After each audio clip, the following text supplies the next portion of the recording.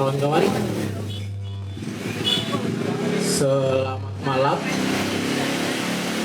Malam ini kita bakal berdendang, kita bakal berdiskusi mengenai keadilan energi di Indonesia.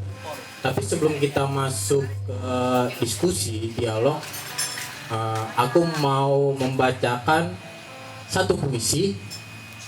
Ini mungkin bisa merangsang kita untuk terus berjuang dan melawan ketidakadilan di negara ini. Oke, ini aku persembahkan satu puisi yang kebetulan ini aku ciptakan sendiri. Semoga kawan-kawan bisa menikmatinya dan menyerap energi perlawanan itu.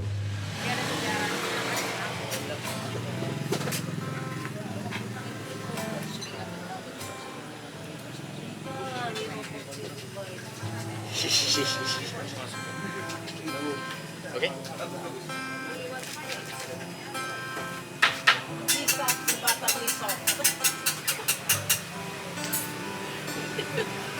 Merdeka. Segelintir orang yang punya berusaha menimbun uang untuk sanak dan kelompok. Merdeka. Ada aturan berbicara yang baik-baik saja. Jangan membantah. Merdeka. Tak ada lagi Belanda membawa senjata, apalagi tanam paksa. Ya, merdeka. Jepang tak lagi berkuasa, hanya perang dingin, saudara. Setelah itu, mati tak bernama, tinggalkan dendam membara. Merdeka! Merdeka! Merdeka!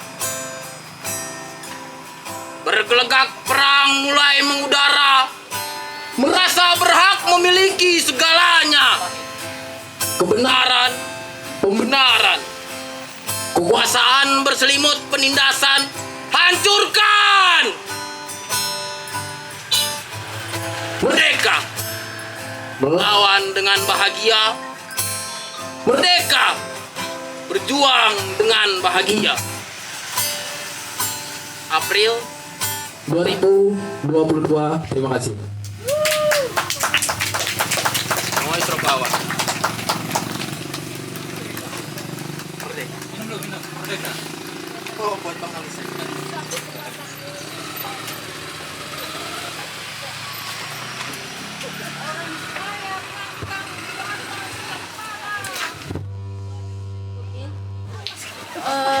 Tepuk tangan dong sekali lagi untuk penampilan Rimba.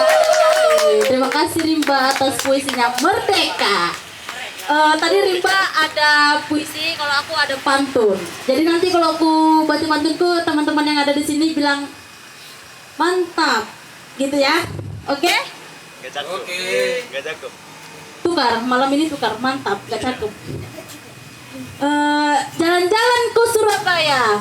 Mantap. Tidak sengaja ketemu Sekoji. Perkenalkan aku Ria dan dia Aji. Cek. Oh, mic-nya bisa ya.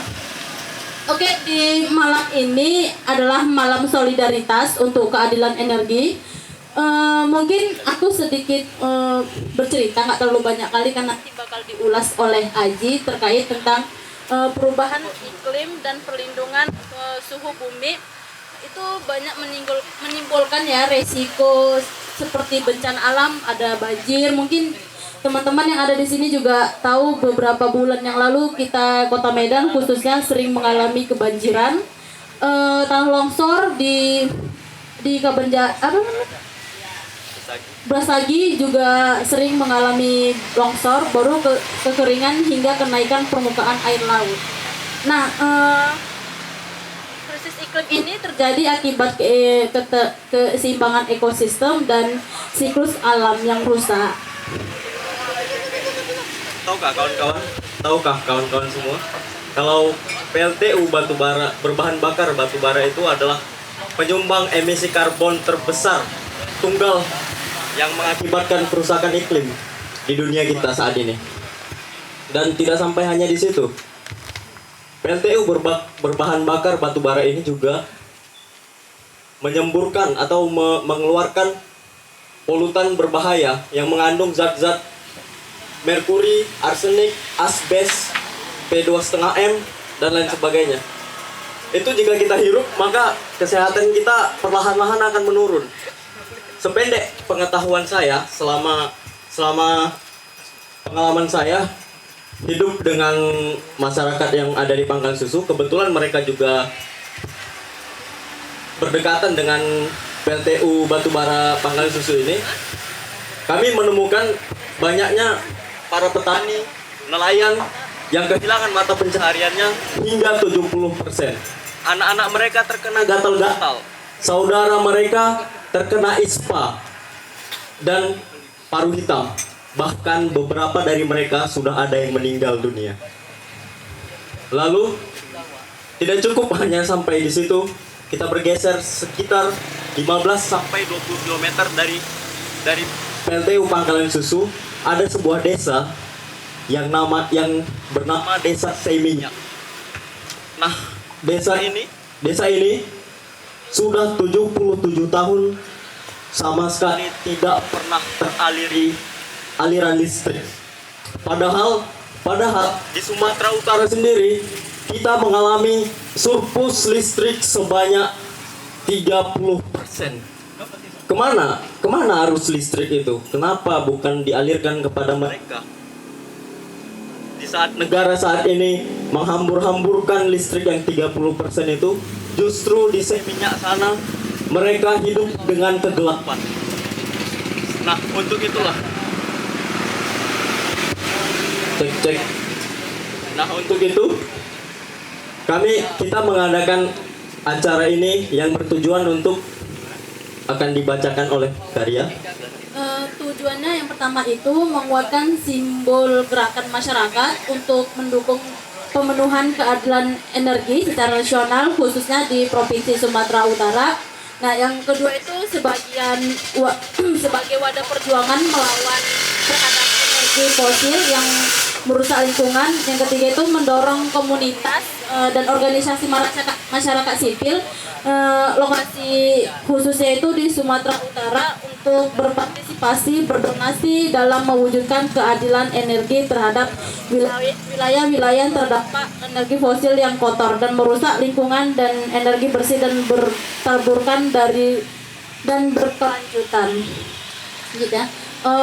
Serta mendorong masyarakat luas dan organisasi masyarakat sipil lokal untuk memastikan bahwa komunitas yang terdampak pembakaran batubara mempunyai pemahaman terhadap energi terbarukan dan berkelanjutan. Nah, jadi di malam solidaritas kita malam hari ini kita dari teman-teman bisa berdonasi nanti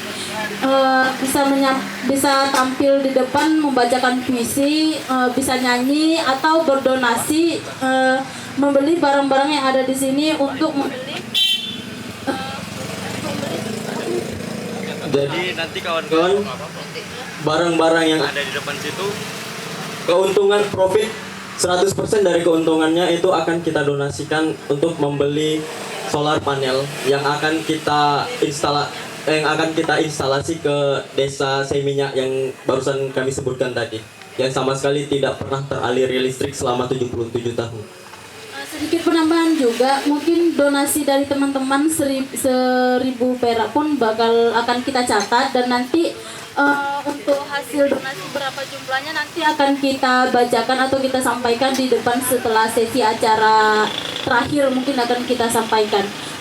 Untuk susunan acaranya pada malam hari ini itu pembukaan dan tadi sempat menyanyikan lagu akustik dan pembukaan ini adalah kami berdua sebagai MC yang terkece mungkin di Medan ini.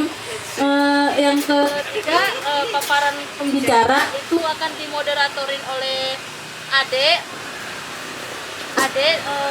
orang yang terhit mungkin di Sri Kandi, yang ke untuk pembicaraan nanti ada Kak Putri Atika dari akademisi, nggak kalah hitnya dengan kami juga.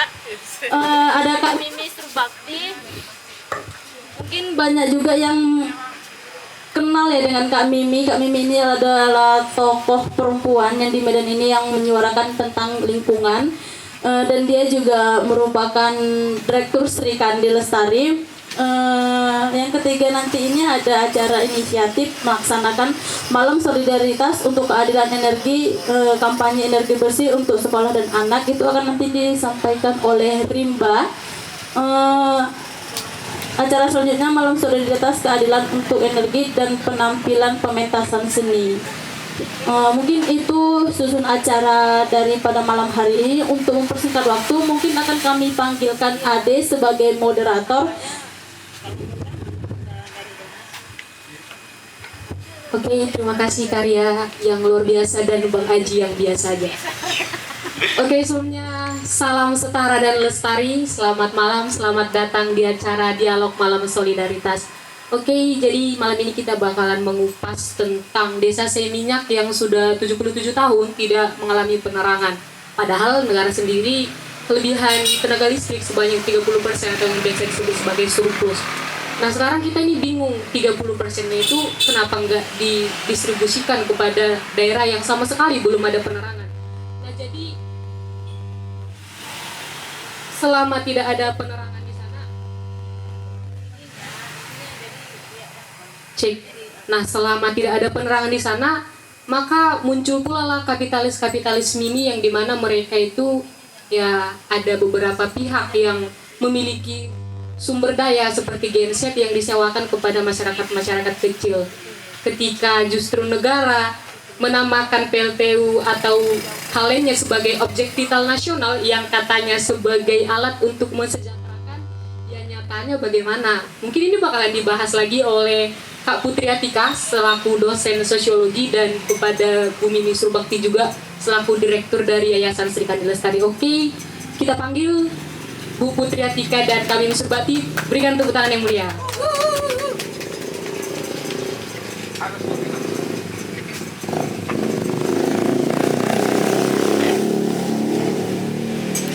Ini dari mana tinggi banget? Tika bisa Tika. Wah, ini terang kali. Oke, selamat malam Bu Mimi. Selamat malam Kak Tika. Wah, keduanya kelihatannya sangat segar, cantik. Oke, jadi malam kali ini kita bakalan berdialog, berdiskusi mengenai keadilan energi, yang dimana ada ketimpangan antara suatu wilayah itu kelebihan listrik, suatu wilayah justru sama sekali nggak tersentuh listrik. Nah mungkin siapa nih kira-kira yang bakalan memantik diskusi kita hari ini? Kepada Kak Mimi.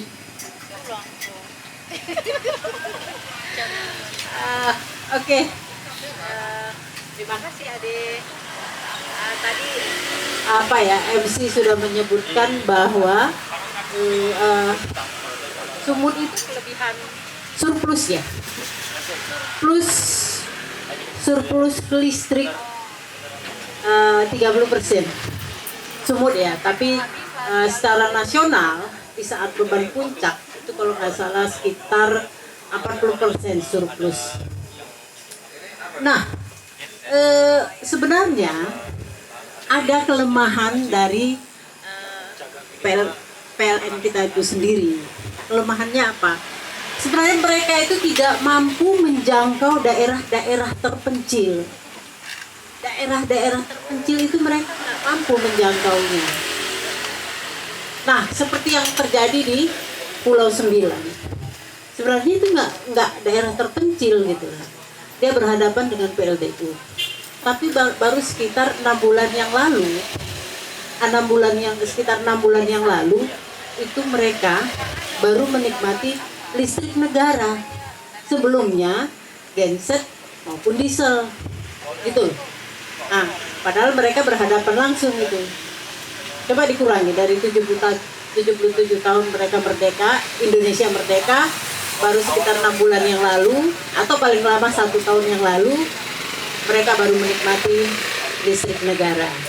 Nah, kalau yang di Desa Seminyak Desa Seminyak itu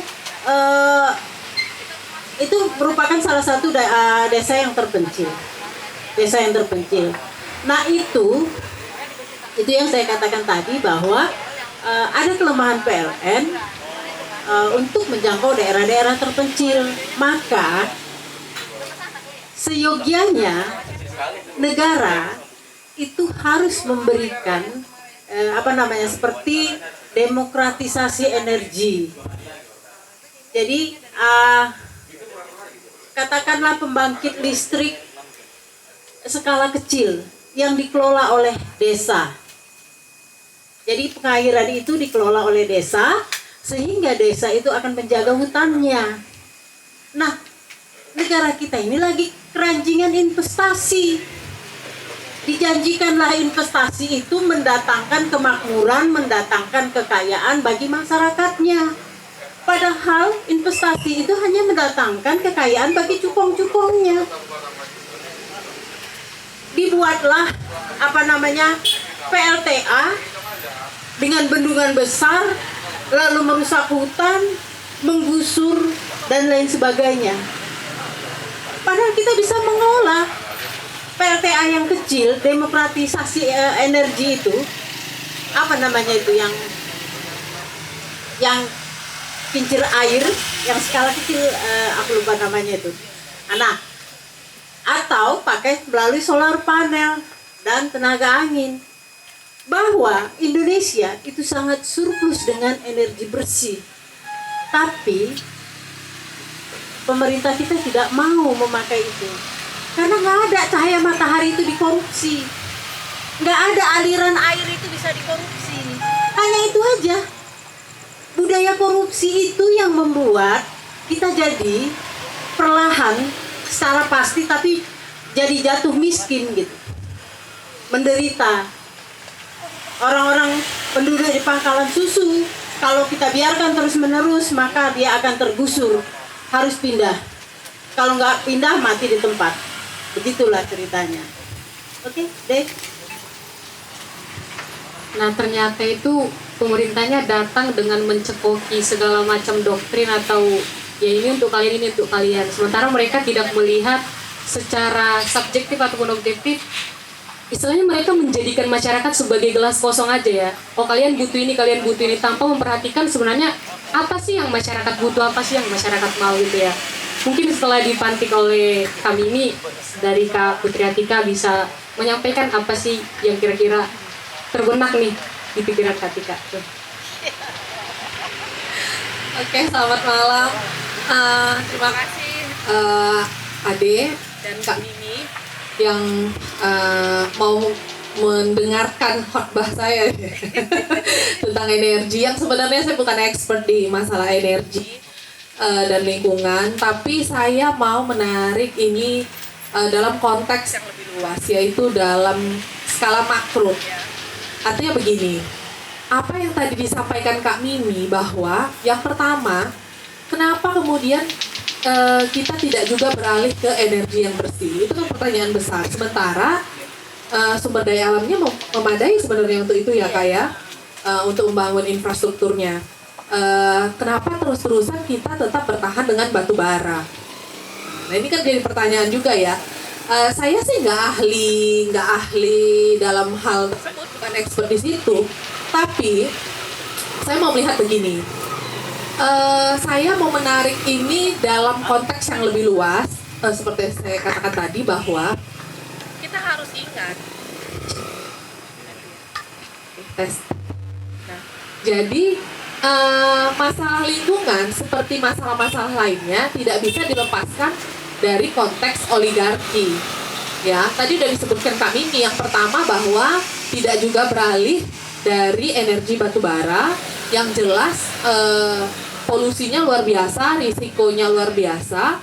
Dan yang kedua, kemudian ada masalah juga. Kenapa sih ada surplus energi tapi nggak terdistribusi? Tadi saya sempat ngobrol juga sama Kak Mimi dan Kak Dewi sebelum diskusi bahwa diduga itu masyarakat itu dipersulit untuk mendapatkan akses terhadap listrik, terutama membangun infrastruktur itu karena ada perusahaannya di sekitar tempat tinggal penduduk yang merasa terganggu kalau dibangun infrastruktur itu gitu. Mungkin terganggu lahannya atau apa gitu, diduga itu. Nah, artinya apa? Artinya kekuatan oligarki itu sangat kuat di situ. Oligarki itu apa sih? Jadi bagaimana kemesraan atau kong kali kong antara negara dan bisnis gitu. Nah, kalau kita lihat dalam konteks batu bara, energi yang terbarukan, kebijakan publik berkaitan dengan itu, harus dipahami juga bahwa pemilik tambang batu bara yang merupakan nama-namanya saya nggak usah sebutkan, kita bisa googling sendiri, bisa cari tahu sendiri bahwa mereka adalah orang-orang terkaya di Indonesia yang nggak mungkin jadi orang terkaya kalau selama ini tidak punya akses privilege terhadap pertumbuhan bisnis mereka sendiri yang disponsori oleh negara gitu. Jadi itu yang menyebabkan munculnya oligarki di Indonesia. Jadi bagaimana kong kali kong antara negara dan bisnis gitu. Nah, mereka ini sebenarnya puncak munculnya oligarki itu pada saat Orde Baru ya, karena pada saat Orde Baru konsolidasi negara itu sudah terbentuk, sudah tercipta setelah kolonialisme ya. Kalau demokrasi terpimpin atau yang disebut Orde Lama itu kan masih nggak stabil gitu ya. Kemudian ya terjadi banyak perbedaan pendapat dan konflik tentang apa sih negara itu, dan kekuasaan itu nggak sepenuhnya seperti zaman Orde Baru yang konsolidasi negara itu luar biasa kuatnya gitu. Jadi negara memegang penuh kekuasaan dan juga melenyapkan kritik-kritik dan perlawanan terhadap negara itu sendiri gitu loh. Nah, jadi disinilah kesempatan memang kemudian Orde Baru membangun oligarki tadi, bagaimana bisnis dan negara itu bisa sangat mesra ya. Setelah reformasi oligarkinya masih hidup. Jadi orang-orang kaya zaman Orde Baru, zaman Soeharto kan masih jadi orang kaya yang sekarang juga pasca reformasi gitu, pasca Orde Baru. Masih mereka juga, dan mereka juga yang mensponsori sekarang politik elektoral kita yang terlalu mahal ini gitu. Ongkos demokrasi kita yang terlalu mahal ini ongkos dibiayai oleh oligarki ini gitu loh. Ya, jadi sekarang Kak, kan kita tahu sendiri nih, pada saat pemilu misalnya, nggak ada yang ngomongin lingkungan kan Kak? Hampir nggak ada. Ngomongnya kan nasionalis versus Islam, ya kan? Gak ada yang peduli. Mau pemilihan presiden, caleg, tingkat Senayan sampai tingkat 2, kemudian kepala daerah, ngomonginnya adalah nasionalis versus Islam. Nggak pernah dia cerita tentang lingkungan. Bagaimana nih, sementara terutama kita ini millennials dan generasi Z itu yang memiliki dampak loh, resiko loh kita ini, kehidupan kita mendatang tentang yang berkaitan dengan lingkungan gitu. Nah, ini kan tantangan ke depannya. Nah, jadi saya kira saya memantik di situ dulu. Bagaimana hubungan antara negara dan pebisnis ini kemudian berdampak juga dengan isu lingkungan. Saya kira itu.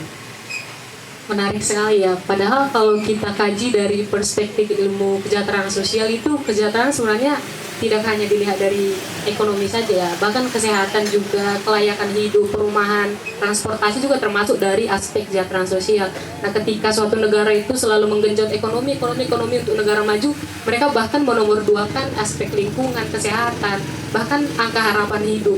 Tapi ketika mereka dianggap sebagai negara hampir lepas landas nih gara-gara pertumbuhan ekonomi, mereka lupa melihat yang di bawah seperti apa gitu kan.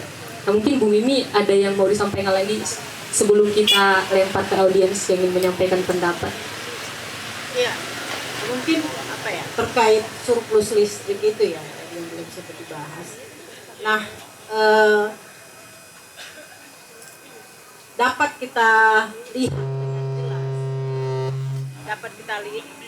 kita lihat dengan jelas bagaimana ketergantungan negara dengan oligarki, keterkaitan negara dengan oligarki sangat mesra. Jadi ada perselingkuhan di sana. Nah, ketika kita sudah surplus, selayaknya PLTU yang merusak lingkungan itu harusnya itu dipensiunkan, kan gitu. Tapi nggak dipensiunkan. Jadi kelebihan listrik yang 40% secara nasional saat beban puncak itu akan menguap begitu saja, terbuang dan negara itu PLN membayarnya. Kenapa pada akhirnya negara itu selalu mensupport PLN? Negara selalu mensupport PLN karena PLN itu harus membayar 40% watt listriknya itu harus dibayar dia. Nah itu siapa yang make? Nggak ada yang make karena surplus terbuang. Begitu loh. Makanya waktu itu diwacanakanlah pembagian kompor listrik agar terserap surplus dari watt itu tadi, listrik itu tadi. Tapi ya mungkin ada tarik menarik antara PLN dengan Pertamina, ini jatahku, ini kenapa kau ambil kan gitu. Jadi itu ini ya kan gas ya kan. Itu yang ini dia tidak akan mau mengurangi PLTU yang jelas-jelas merusak lingkungan, tapi malah mencoba mengalihkan yang surplus itu tadi ke misalnya kompor gas yang nggak jadi, sekarang mobil listrik. Benar nggak? Jadi yang katanya Indonesia mau menuju renewable energy itu setengah hati. Jadi bagaimana dia mewacanakan kami akan mengganti energi energi fosil dengan energi terbarukan agar supaya dapat bantuan. Berapa miliar dolar Indonesia menerima bantuan untuk pengalihan energi tersebut. Apa buktinya sekarang? Uang itu sudah diterima, kalau tidak salah. Apa buktinya sekarang? Nggak ada buktinya. Tetap saja masyarakat di tingkat tapak itu menderita gara-gara abu PLTU yang merusak lingkungan, mata pencariannya. Nah, jadi setengah hati berbicara cerita tentang renewable energy dengan maksud dan tujuan yang lain. Begitu. Jadi tadi Kak Mimi udah cerita ya tentang masalah subsidi kendaraan listrik, mobil listrik itu Kak, ya kan, disubsidi loh.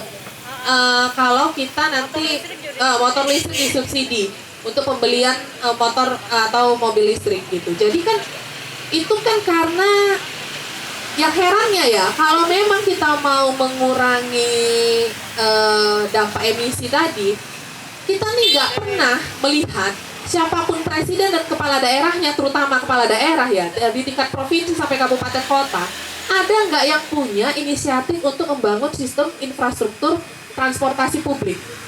Nggak ada. Ya nggak? Sebenarnya kan kendaraan pribadi juga loh yang juga menyebabkan polusi udara kan. Jadi kenapa tidak ada perbaikan di situ? Kita tunggu aja Kota Medan, ada nggak perbaikan trotoar? Uang trotoarnya udah bagus dibongkar lagi, pasangi lampu, pejalan kaki makin nggak bisa jalan. Artinya tidak ada ancur-ancur lah istilahnya untuk membangun sistem transportasi publik. Karena gini, transportasi publik, transportasi massal itu terintegrasi dengan trotoar, pejalan kaki. Nah sekarang itu nggak kita lihat. Artinya apa? Tiba-tiba kita loncat subsidi kendaraan listrik gitu, bukan subsidi transportasi publik. Nah, ini aja udah pertanyaan dong, ya kan? Nggak ada. Kita tuh punya Transmetro Daily itu dari kementerian loh, Kemenhub, bukan program dari provinsi maupun Kota Medan. Nah, sampai sekarang kita nggak melihat goodwill-nya gitu dari Pemprov maupun pemerintahan Pemda lah ya, yang kabupaten kota itu nggak melihat itu yang pertama. Nah kembali lagi tadi ini juga PR bagi kita kelas menengah ini ya, yang merasa seniman, mahasiswa, kelompok terdidik, dosen, kritikus, apalah ya, aktivis. Ini kan kelas menengah ya, golongan kelas menengah yang saya definisikan sebagai kelas menengah. Ini juga jadi PR kita bersama. Karena apa? Sebentar lagi 2024 kita juga harus juga menunjukkan bahwa kita ini, karena gini, dalam sejarahnya Orde Baru tuh terlalu lama membungkam kelompok terdidik, kelompok intelektual. Saya ini dosen, kelompok kalangan dosen ini yang paling tidak kritis loh. Jangan salah, ya. Saya mengkritik kelompok saya sendiri, institusi saya sendiri, terus terang saja, gitu. Karena apa? Terlalu lama dibungkam, akhirnya jadi bodoh. Saya memperhalus, dia mempertajam. jadi kelompok kelas terdidik ini juga gak memunculkan suara-suara itu karena memang dalam sejarahnya itu terlalu lama dibungkam. Ya, itu yang pertama.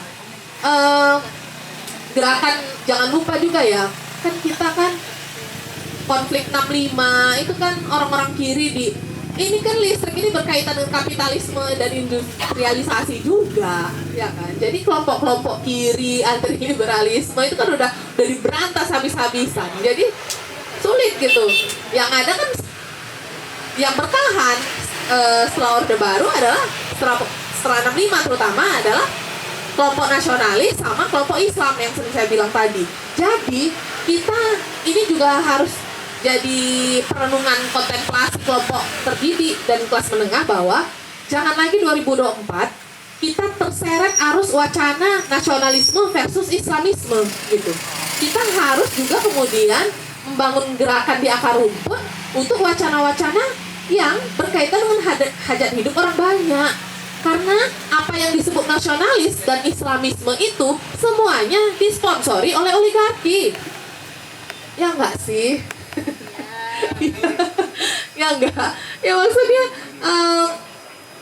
ya saya nggak usah sebutkan secara spesifik, tapi ya partai mana sih yang nasionalis sekarang nggak disponsori oligarki?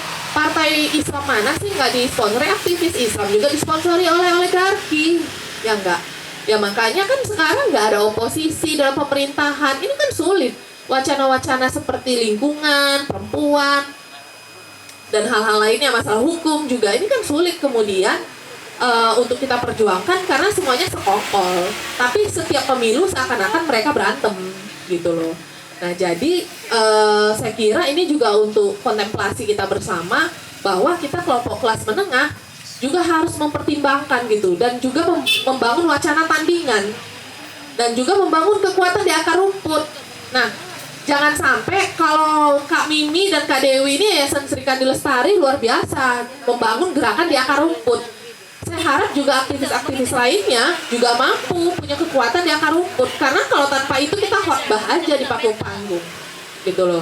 Ini juga PR buat saya gitu sebagai akademisi. Kalau akademisi juga nggak bisa menyebarluaskan pengetahuan dan idenya itu di akar rumput karena terlalu fafifu was-was ya kan. Kalau akademisi kan fafifu was-was ya kan, nggak bisa dicerna dan diartikulasikan oleh rakyat biasa, ya ilmu kita nggak ada gunanya gitu. Artinya perjuangan kelompok kelas menengah ini ya nggak ada. Nah, jadi saya kira ini yang perlu kita pertimbangkan kembali. Ya, saya kira itu. Ternyata seperti itu ya. Seperti itu. Ternyata ketika negara itu kayak ini mobil listrik nih, kayaknya Indonesia udah masuk negara maju deh, ini segala macam. Ternyata itu alih-alih ya. Cuma sekedar pembersihan nama doang ternyata. Nah, sekian banyak tadi udah disampaikan dari Bu Mimi sama Kak Putri Atika ya. Nah, kira-kira teman-teman ada nggak sih yang mau nyampain sepatah dua patah kata, atau misalnya mau berdiskusi kembali, kami persilakan, atau bahkan mau ngasih pertanyaan nih, kedua narasumber bersedia dengan senang hati nih menjawab. Ada nggak kira-kira?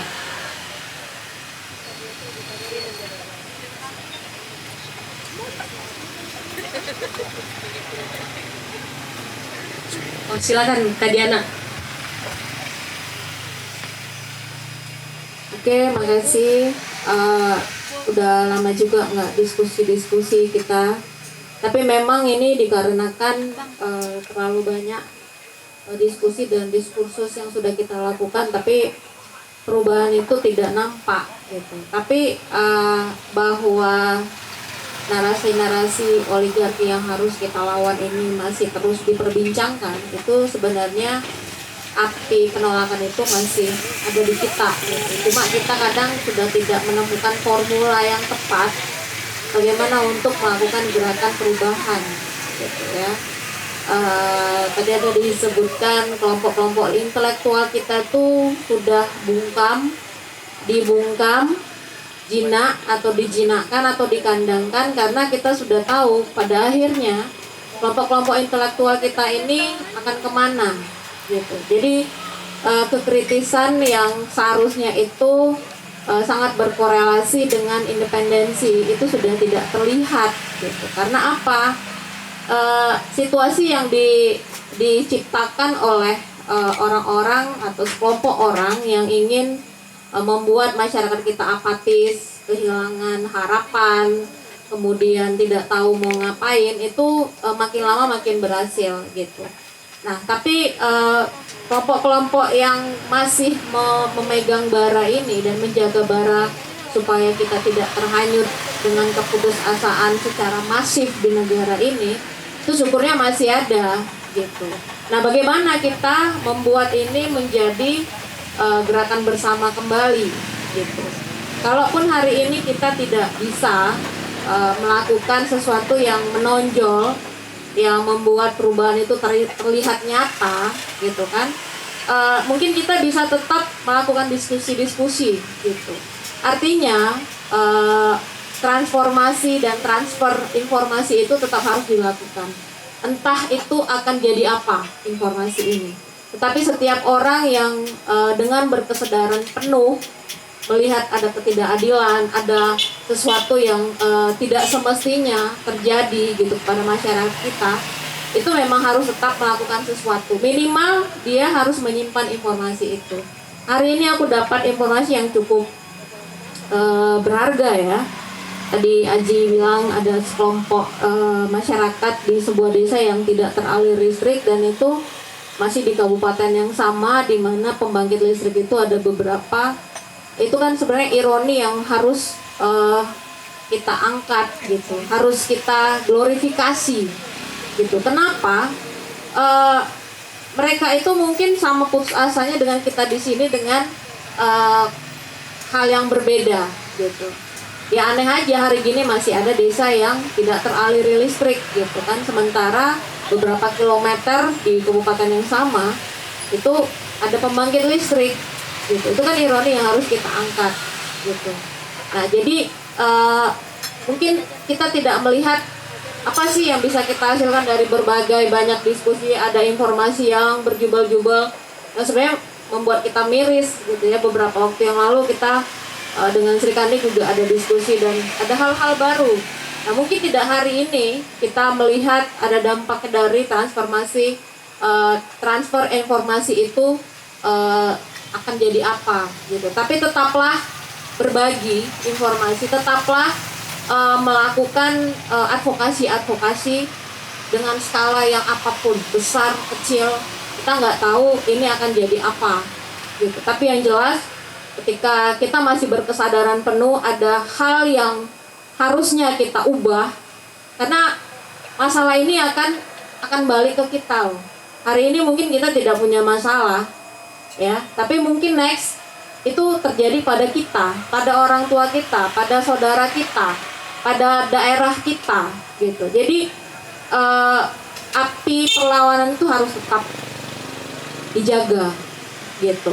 Kalau lelah ya memang perjuangan yang tidak menemukan hasil itu melelahkan dan menyebalkan gitu. Tapi kita nggak tahu, mungkin ada kadar yang tumbuh yang mengkonsumsi informasi yang sudah kita hasilkan. Kita nggak tahu. Hari ini kita lupa kita telah memberitahu orang bahwa terjadi sesuatu yang buruk dan itu sangat-sangat membuat orang menderita. Ternyata setelah dia beberapa tahun dan punya akses untuk melakukan perubahan, itu terjadi.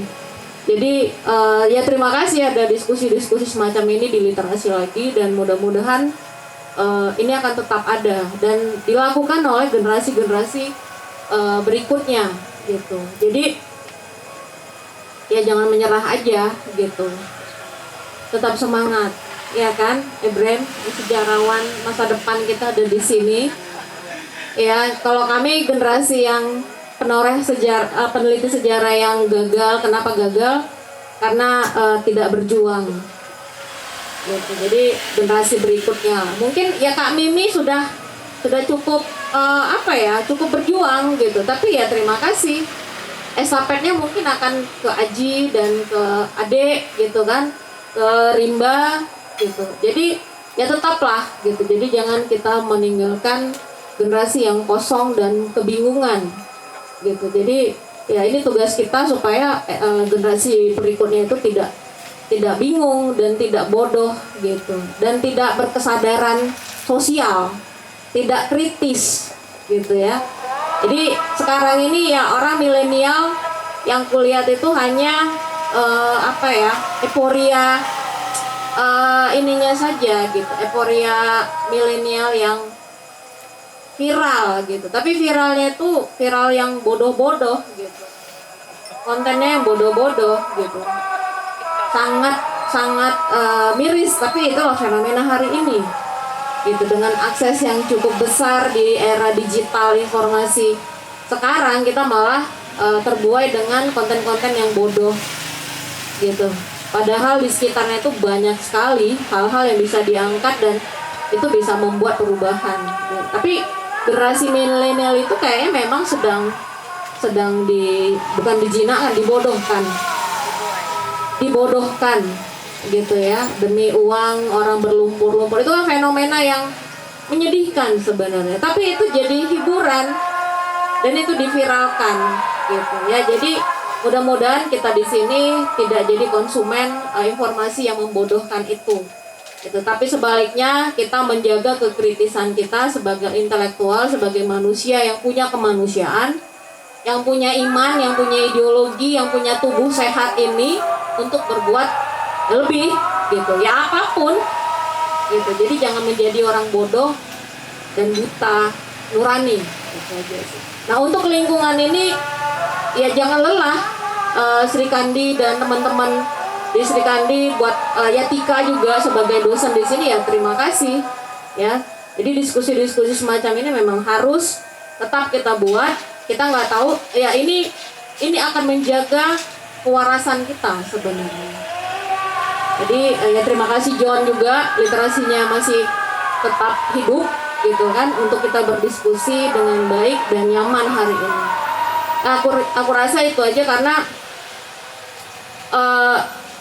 sudah banyak solusi sebenarnya yang ditawarkan sama teman-teman aktivis lingkungan terhadap kasus-kasus PLTU dan turunannya, tentang polusi, tentang perubahan iklim gitu. Tapi yang bisa kita lakukan hari ini adalah transformasi informasi, karena memang perubahan itu tidak terjadi karena memang belum mendarat, mungkin belum kena di kesadaran masyarakat umum gitu. Jadi tugas kita hari ini adalah tetap membicarakan hal ini, tetap mendiskusikannya, dan apa yang bisa kita lakukan ya lakukan. Kalau melalui seni ya seni, sampaikan. Kalau di akademisi ya sampaikan. Kalau aktivis ya sampaikan, kalau mahasiswa ya sampaikan ke teman-temannya gitu. Kalau filmmaker ya sampaikan melalui karya-karyanya. Itu saja, makasih. Oke, berikan tepuk tangan kepada Kak Diana. Terima kasih Kak Diana. Ada yang mau disampaikan? Kita azan sebentar.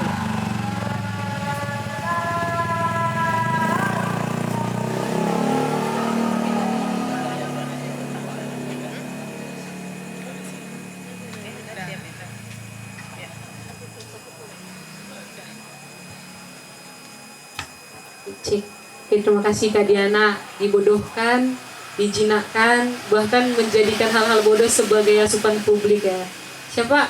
Fajar Setbo ya? Nah, itulah yang sekarang lagi viral. Bahkan sesuatu yang sebenarnya tidak perlu diviralkan malah jadi viral, dan sesuatu yang sebenarnya harus viral malah tidak jadi viral. Mungkin gitulah kira-kira ya. Ada lagi yang mau disampaikan atau muncul lagi sesuatu insight. Oke, katanya dari audiens dulu. Dari audiens masih ada nggak? Oke, Bang Rimba, silakan Bang Rimba.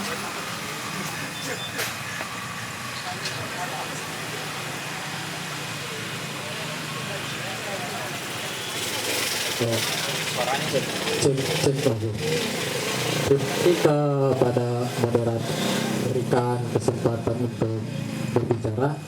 Tadi ketika sempat menyinggung demokrasi terpimpin dan nasionalis Islamisme, itu sangat menarik. Jadi dia menyengat aku melihat ke belakang lagi di zaman-zaman Orde Lama.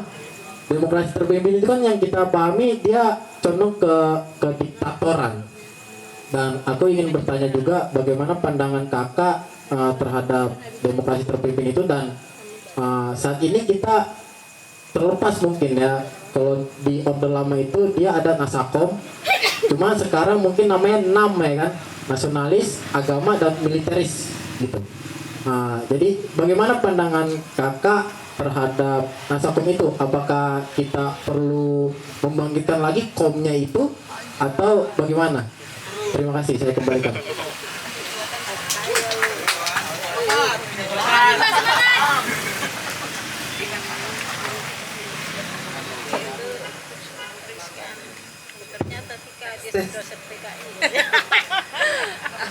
Oke. Agak out of context sih sebenarnya. Tapi oke lah, boleh. Saya soalnya termasuk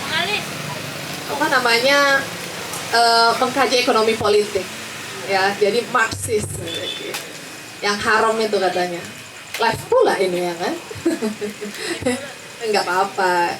Jadi gini, pada saat itu ya, itu kan Orde Baru yang bilang demokrasi terpimpin itu Orde Lama, ya kan? Sebenarnya kan demokrasi terpimpin. Nah, pada saat itu memang puncaknya itu demokrasi terpimpin, disitulah yang memunculkan kediktatoran, ya kan? Karena kan kemudian masa jabatan presiden itu nggak terbatas, kemudian kekuasaan presiden cukup besar dan membubarkan MPRS ya kalau saya nggak salah ya.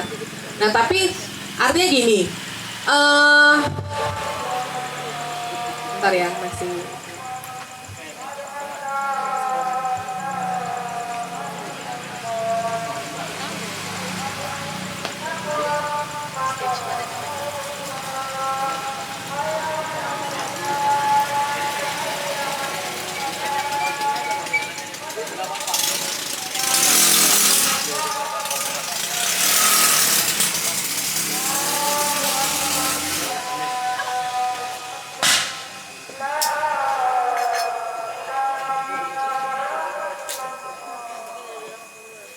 Oke.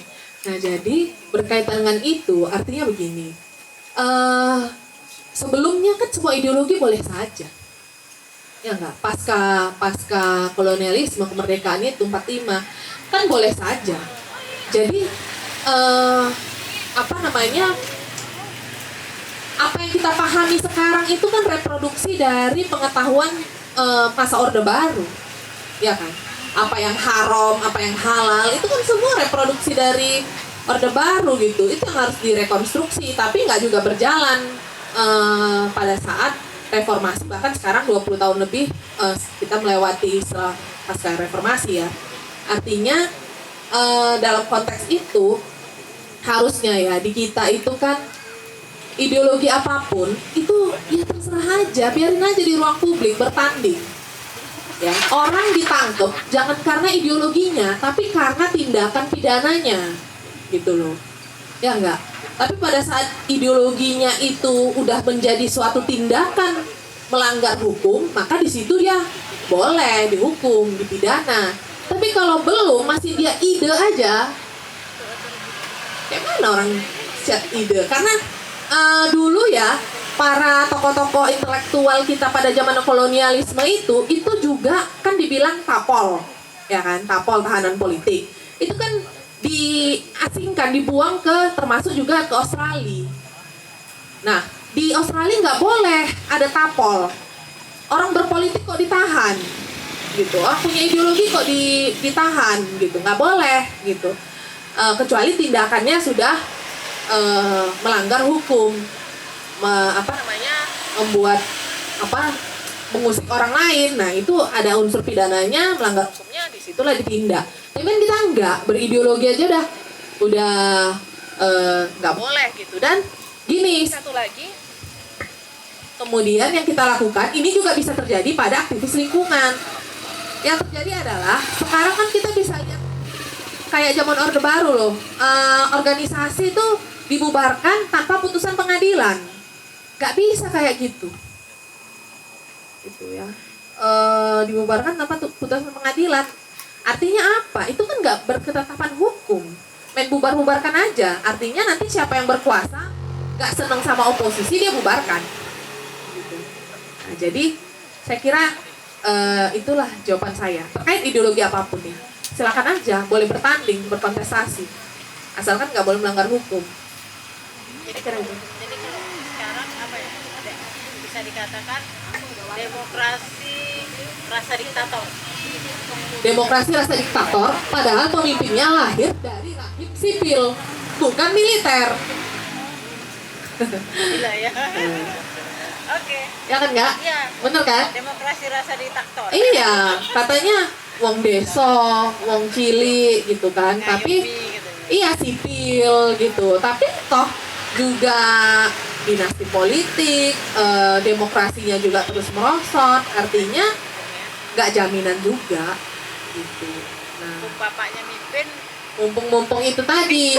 Nah, kalau mumpung itu tadi, artinya otonomi daerah juga nggak berhasil, Kak. Termasuk juga nanti berkaitan dengan isu lingkungan. Ya, betul. Izin-izin tambang semua sekarang kan dipegang sama pusat kan, nggak lagi di daerah. Nah, Daerah jadi penonton. artinya otonomi daerah desentralisasi itu apa dong?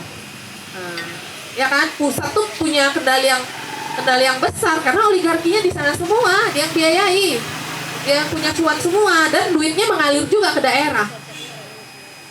Nah, saya kira itu. Oke, sebelum kembali ke Rimba, kira-kira ada nggak teman-teman yang mau membantu menjawab? Oh, Pak Ali, silakan Pak Ali.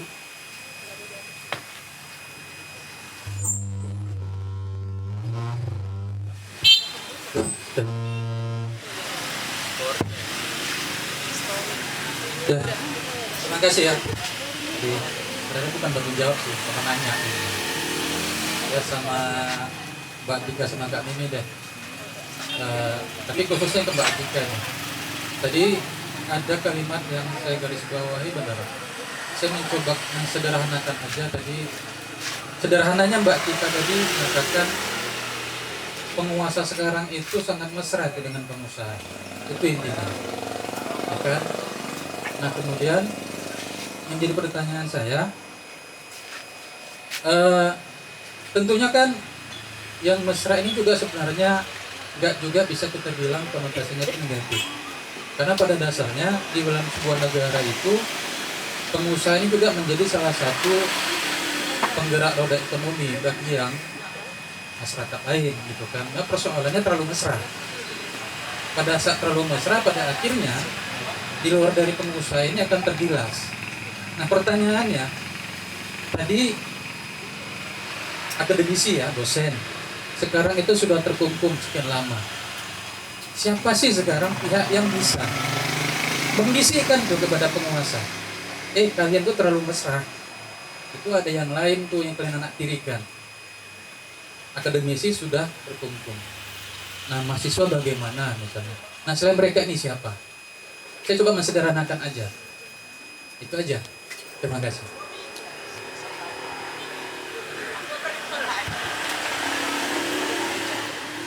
Jadi khususan. Nah, jadi terima kasih Bang. Kemudian harapan kita ini, aspirasi kita ini mau taruh di mana? Kan gitu. Karena negara sama, perlu diingat juga ya, secara teoritis, pebisnis itu kan ranah privat sebenarnya. Ya kan? Tapi kan sekarang karena kemesraan itu tadi, yang membentuk oligarki tadi, jadi negara ini mensponsori bisnis tadi yang harusnya itu adalah ranah privat gitu. Nah itu yang terjadi, makanya kebijakan publik kita itu sangat berpihak kepada pemilik modal, ya kan, sehingga meninggalkan kita ini. Nah, jadi harapannya begini, misalnya ya, saya kasih contoh aja, dosen dan guru itu, ini yang saya lagi apakan juga ya di ruang publik, wacanakan juga. Dosen dan guru itu punya peran penting dalam membentuk peradaban bangsa, ya.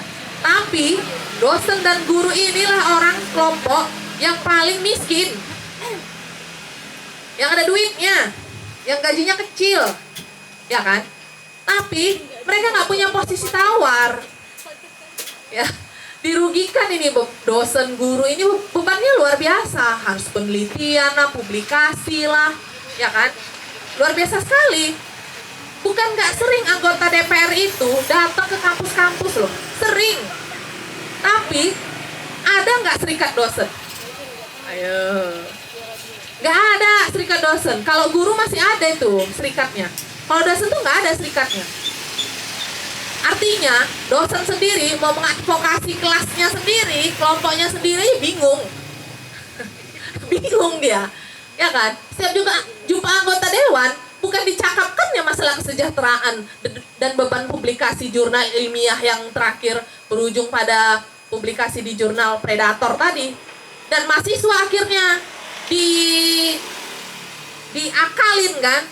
Karena apa? Mahasiswa yang nulis nanti tulisannya di atas namakan dosennya, penulis pertama dalam jurnal, karena untuk naik golongan di situ kan, jadi kredit. Nah, artinya itu kondisinya. Nah, mahasiswa sendiri takut melawan dosen. Saya sok-sok demokratis aja, kok di kelas saya otoriter. Ya, karena gak payah juga gak otoriter kita. Tapi ya artinya gini.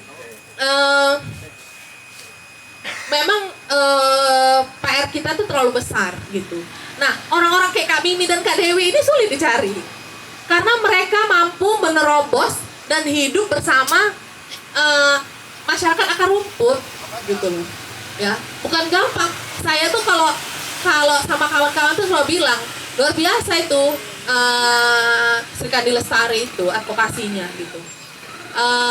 Dan saya mengikuti terus Kak Mimi dan Kak Dewi ini, yang kita sering berbagi program juga, misalnya yang CSR, benerin sekolah lah, nanti bangun sumber air ya Kak ya, di desa-desa gitu.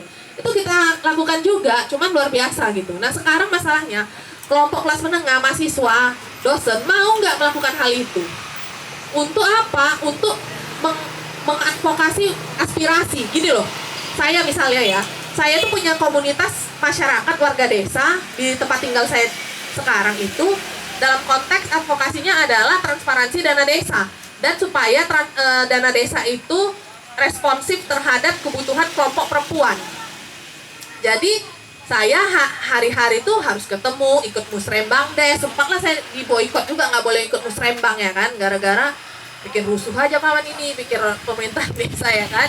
Kak Dewi dan Kak Mimi tahu betul itu. Jadi sekarang ini juga yang harus kita lakukan bersama, kayak kata Kak Diana tadi, mau nggak kelompok terdidik ini yang punya kesadaran kritis, punya intelektualisme, yang baca buku hari-hari, kemudian turun ke masyarakat dan untuk kemudian menularkan ide dan juga menyerap pengetahuan dari masyarakat. Jangan kira kita aja terus memberi, tapi kita juga harus menyerap pengetahuan dari masyarakat. Jangan pula awak sok tahu. Kan seringnya gitu juga. Banyak juga aktivis ini mangkalnya di kota. Nanti LPJ-nya tiba-tiba udah di desa, di kampung-kampung. Banyak juga kayak gitu. Ya nggak Kak? Tonton kita juga. Jadi kayak mana membangunkan kesadaran kritis di akar rumput? Ya nggak? Mahasiswa misalnya, komunitas misalnya punya aspirasi yang apa gitu. Oke. Misalnya kita ini di desa nih, dana desanya sampai 1M, tapi lampu jalannya nggak nyala, lampu di kampung itu siapa? Kumpulin. Kok terganggu nggak? Door to door. Bangun mobilisasi, organisir aspirasinya, sampaikan gitu. Jangan kita cuman duduk diam, terus kita mau perubahan, cuman bisa wacana-wacana tok, ya di nongkrong-tongkrongan atau di medsos ngomel-ngomel, kita boleh aja, saya sering juga ngomel di medsos gitu, tapi jangan lupa itu yang di akar rumput itu jangan kita tinggalkan gitu. Jadi Bang, kalau misalnya dalam konteks ini, saya juga ini juga PR kita bersama adalah kita harus mampu membangun aspirasi kita. Ini udah mau 2024. Cek siapa anggota DPRD tingkat 2, tingkat 1 Senayan. Siapa yang di dapil kita? Ya. Kita cek, buat komunitasnya di dapil itu, kemudian kita buat dong kekuatan. Kalau dia nggak ngapa-ngapain, nggak usah dipilih lagi, cari yang baru, yang bisa aspirasi kita cantolin gitu. Ini juga yang saya lakukan misalnya.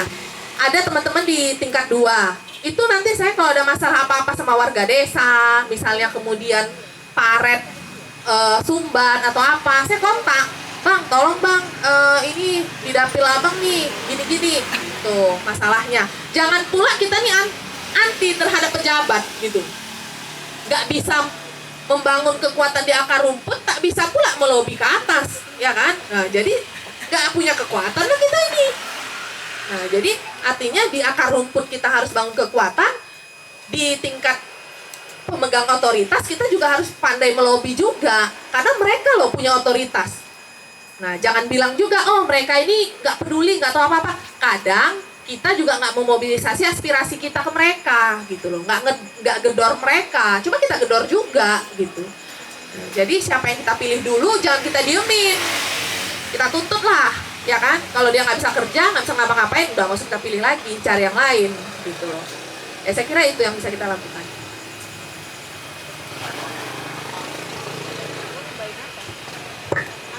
Bisa nambahi apa namanya ya, oligarki dengan pemerintah yang mesra. Kalau aku lihatnya itu udah bukan mesra lagi, dia udah berumah tangga.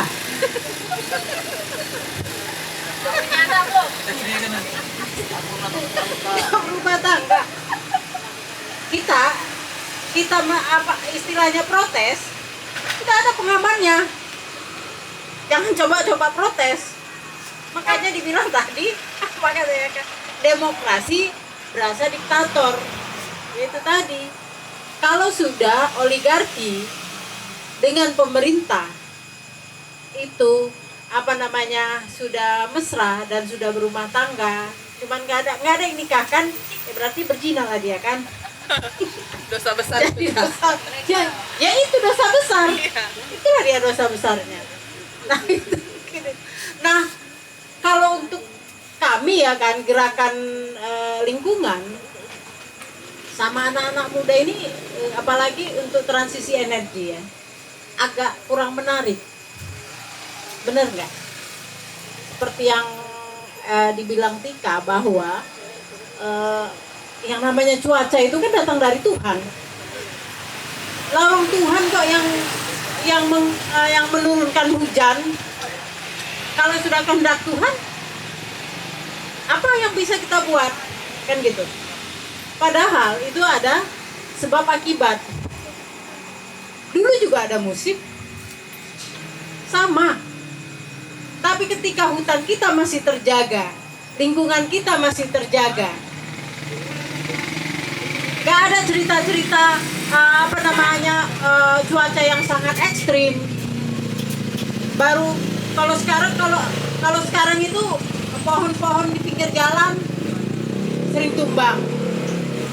Dulu begitu banyaknya pohon di pinggir jalan, gak ada yang tumbang. Tapi kenapa bisa begitu? Semuanya itu ada sebab akibat. Sebabnya apa? Kerusakan yang ditimbulkan akibat kerakusan dari para oligarki yang menerima dampaknya ya kita anak-anak muda ke depan. Jangan sampai kalian nanti di pertengahan usia udah makan ulat. Gak ada lagi bahan pangannya. Akibat krisis iklim itu mengakibatkan krisis pangan. Padi tidak lagi tumbuh. Musim panas berkepanjangan. Gagal panen. Jadi jangan anggap sepele terkait itu. Ketika kita membiarkan, maka kita menggadaikan hidup kita sendiri. Kalau aku waktu plan makan ulat, aku rasa aku udah mati duluan lah ya. Aku nggak mau. Jangan dong. Jadi, jadi makanya dihimbau. Kami selalu menghimbau, ayo. Nah, ini kan akibat dari ya dukungan dari adik-adik mahasiswa juga. Meskipun tidak banyak, tapi ada kampanye yang dilakukan terus menerus kita melakukan kampanye itu menimbulkan dampak perubahan. Ada perubahan ketika itu di Pangkalan Susu itu PLTU 56 sudah mulai pengerasan akan dibangun. Nah, jadi kampanye kita penolakan melalui film. Ketika itu Watchdog dan video-video yang ditampilkan Sri Kandi, kan ada itu di YouTube-nya. Nah, sekarang untuk pembangunan PLTU 56 itu sudah dihapus dari RUPTL, Rancangan Usaha Penyediaan Tenaga Listrik. Itu yang pertama. Dan patut kita syukuri kemenangan kecil itu. Yang kedua, sebenarnya ADB itu sudah memasukkan PLTU 1 dan 2 dalam list pensiun dini. Masuk dalam list pensiun dini. Hanya karena Kementerian ESDM itu belum terima. Karena kan sebagai pemiliknya adalah menteri juga. jadi bingung kan jadinya kan? Dia pengusahanya, dia menterinya. Ya, Kementerian ESDM belum terima. Jadi list yang 1-2 itu PLTU 1-2 ini kan masih usianya 7 tahun. Wajarlah pensiun dini kan? Dikeluarkan. Masuklah list pensiun PLTU yang memang sudah ujur. Emang sudah masanya pensiun. Umur 25 tahun udah siap-siap dia untuk pensiun. Nah, itulah yang dimasukkan. Nah, tahu nggak kawan-kawan semua bahwa ketika pensiun PLTU dinyatakan pensiun dini meskipun usianya sudah tua, dia diberi kompensasi duit yang cukup besar untuk pemulihan lingkungan. Padahal selama dia beroperasi, dia harus sudah punya tabungan untuk pemulihan lingkungan. Jadi digelontorkanlah sama negara uang untuk pemulihan lingkungan dari PLTU yang sebenarnya harusnya sudah pensiun. Uang itu dari mana? Pinjem loh. Uangnya minjem. Terus yang bayar siapa? Yang bayar kita. Berapa kali lu rugi kita? Makanya saya selalu mengingatkan, kawan-kawan yuk kita kawal yuk kita kawal yuk. Ini kan belum dipensiunkan nih kan, masih diwacanakan. Kami tetap akan melakukan terus gebrakan untuk tetap masuk PLTU 1 dan 2 itu masuk dalam kategori pensiun dini. ADB sudah memasukkannya, Pak ADB. ASEAN Development Bank. Nah, dia memberikan pinjaman kepada Indonesia dana-dana untuk mempensiunkan dini PLTU. Yang namanya pinjaman lunak tetap harus dibayar. Terus yang bayar siapa? Yang bayar rakyat. Yang nerima siapa? Yang menikmati siapa? Para pemilik PLTU. Gila nggak? Makanya saya bilang bahwa pemerintah kita dan oligarki bisa nggak kita katakan mereka itu sebenarnya berzina? Bisa nggak? Gitu sih. Jadi cuman himbauan saya yaitu kaum muda, ketika Anda cuek-cuek saja tentang krisis iklim ini, seolah-olah nggak ada apa-apanya itu, maka bersiaplah. Oke, jadi yang bisa aku tangkap itu krisis iklim sama dengan krisis pangan dan sama dengan krisis HAM juga ya. Ya. Jadi tetaplah dijaga semangatnya kawan-kawan. Mungkin tadi dari Bang Rima ya pertanyaannya. Kira-kira udah terjawab Bang? Terjawab. Dari Pak Ali udah terjawab Pak. Oke, mungkin sekian dulu ya dialog kita malam hari ini karena juga bakalan ada penampilan dari teman-teman, puisi, nyanyian. Sebelum kita tutup semuanya aku mau nyampein kita sebenarnya di sini juga mau open donasi. Teman-teman bisa lihat di sana ada barang yang dijual oleh Sri Kandi seperti tadi diucapkan bahwa keuntungan 100% akan didistribusikan kepada kepada daerah yang belum teraliri listrik.